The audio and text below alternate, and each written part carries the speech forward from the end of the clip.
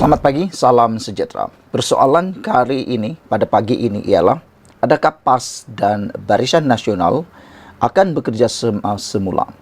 Adakah PAS akan membentuk semula Mufakat Nasional? Mahukah Zahid Hamidi bersama semula dengan PAS dalam satu kolam? Walaupun sebelum ini, PAS seperti telah mempermain-mainkan Barisan Nasional. Jawapannya mudah. Zahid Hamidi menolak untuk bekerja sama sekali lagi dengan PAS kerana Zahid mengandaikan tawaran hidup semula kerjasama dengan Mufakat Nasional, PAS tidak ikhlas, kata Zahid Hamidi. Hari ini Presiden UMNO iaitu Datuk Seri Ahmad Zahid Hamidi telah pun menyifatkan bahawa saranan PAS untuk menghidupkan semula Mufakat Nasional adalah satu tindakan yang tidak ikhlas. Kerana menurut Zahid Hamidi, kerjasama itu tidak ikhlas memandangkan mempunyai kepentingan sendiri. PAS hanya mahu kelihatan relevan semula. PAS mahu kelihatan supaya sentiasa relevan dalam dunia politik.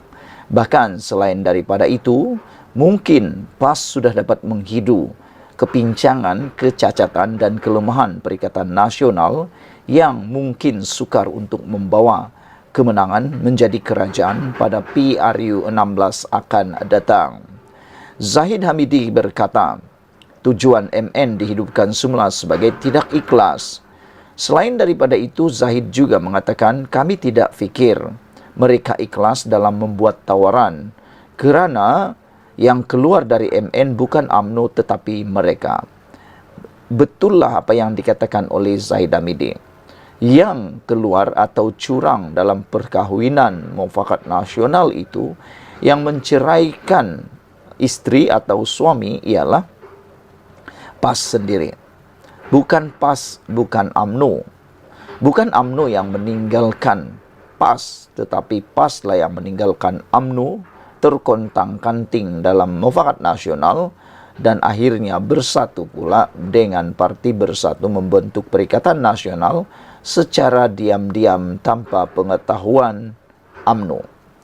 Jadi, menurut analisis politik akar umbi UMNO, sebahagiannya menyatakan bahawa kalau UMNO bertindak menyertai PAS dalam Mufakat Nasional, itu satu tindakan yang agak tidak bijak, kerana seakan-akan memasukkan tangan ke lubang ular untuk dipatuk bagi kali kedua. Itu sebabnya ramai yang menyokong Zahid Hamidi supaya tidak menyertai Mufakat Nasional semula. Kata Zahid, mereka menikam kami dari belakang. Mereka lakukan kerana melebihi daripada apa yang kita setujui atau setujukan. Paling bahaya dalam dunia ini apabila anda bekerja sama dengan orang yang menikam dari belakang. Tidak tahu apa tindakannya, curi-curi tikam dari belakang itu lebih bahaya daripada musuh yang ada di depan mata. Musuh yang berada di depan mata itu lebih senang untuk ditangani berbanding musuh dalam selimut, duri dalam daging, tikam dari belakang. Kata Zahid, saya tidak rasa mereka ikhlas dalam buat tawaran itu, katanya kepada pemberita. Sebelum ini, Mursidul Ampas, Datuk Hasim Jasin, berkata beliau yakin kerjasama antara parti itu dengan UMNO masih boleh dihidupkan kembali melalui Mufakat Nasional. Untuk rekod, Mufakat Nasional adalah kerjasama yang dibentuk pada tahun 2019 susulan Himpunan Penyatuan Ummah. Namun demikian, rentetan daripada pelbagai masalah, pelbagai haru biru di dalam Mufakat Nasional itu, akhirnya ianya seperti hidup segan, mati tak mahu. Namun, Mufakat Nasional masih wujud sehingga ke hari ini, belum dibubarkan, tetapi UMNO masih enggan untuk bekerjasama di dalam Mufakat Nasional. Pada pendapat ramai pemerhati politik, adalah bijak untuk UMNO melupakan terus Mufakat Nasional dan meneruskan perjuangan bersama kerajaan perpaduan ini kerana ianya lebih banyak memberikan kebaikan daripada keburukan.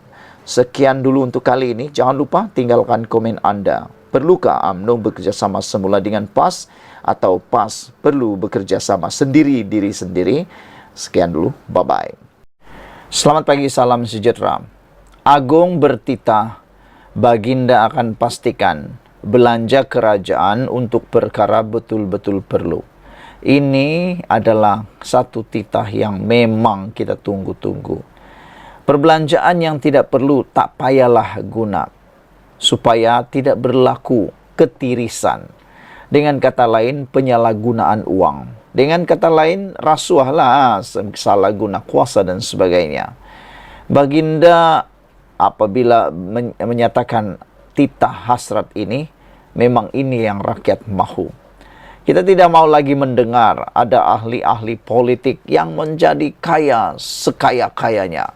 Kita tidak mau lagi mendengar keluarga-keluarga ahli politik menjadi kaya yang terlampau kaya. Kenapa tak kaya-kaya? Macam mana tak kaya? Kalau banyak penyelewengan, banyak perkara yang terbongkar, yang memberikan manfaat bukan kepada rakyat, tetapi kroni-kroni mereka. Kamu tahu semua itu sudah pernah dipaparkan dalam media massa. Dan saya yakin Kebawadu Yang Maha Mulia di Pertuan Agong juga mengetahui perkara ini karena ianya selalu keluar dalam media sosial. Dan saya rasa Baginda Tuanku tetap adalah seperti rakyat biasa, mempunyai sumber media sosial yang lebih banyak dan mengerti tentang perkara ini.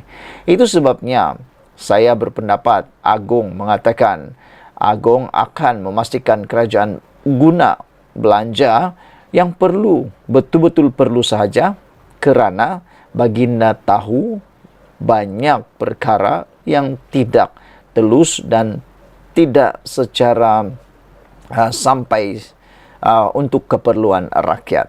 Kalau itu tidak memberikan manfaat kepada rakyat, jangan buat. Lebih kurang macam itulah. Sultan Ibrahim juga mahu kerajaan memperoleh lebihan fiskal setiap tahun. Yang di Pertuan Agong, yang di Pertuan Agong Sultan Ibrahim bertitah akan meneliti perbelanjaan kerajaan dengan memastikan setiap cadangan untuk perkara betul-betul diperlukan. Sultan Ibrahim berharap sepanjang tempoh pemerintahannya, kerajaan berjaya memperoleh lebihan fiskal setiap tahun. Saya juga sendiri akan melihat perbelanjaan kerajaan dengan lebih teliti dan memastikan setiap cadangan perbelanjaan adalah untuk perkara yang betul-betul diperlukan titah Baginda.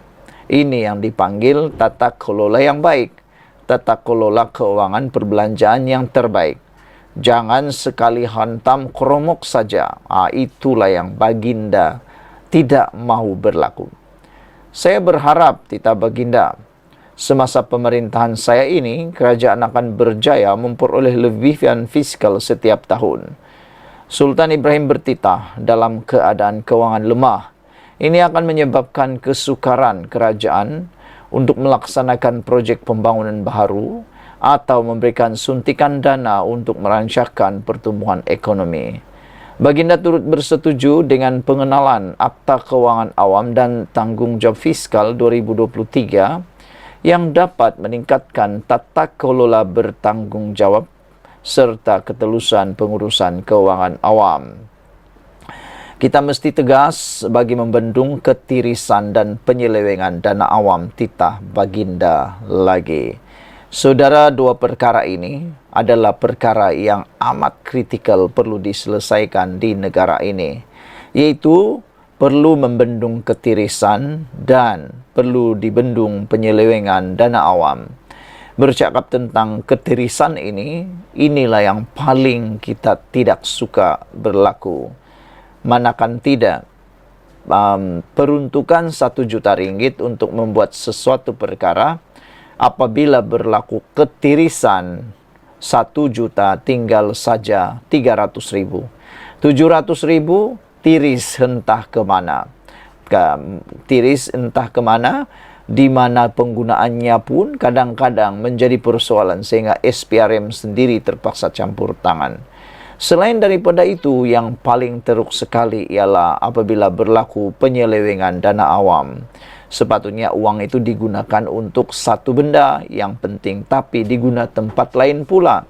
Dan yang paling mengejutkan kita juga adalah berlaku pula penyelewengan derma, bukan dana awam. Derma awam pun mula dapat dikesan. Nak minta derma dari rakyat jelata, orang awam, tapi derma itu pula diselewengkan. Sekian dulu untuk kali ini. Jangan lupa tinggalkan komen Anda.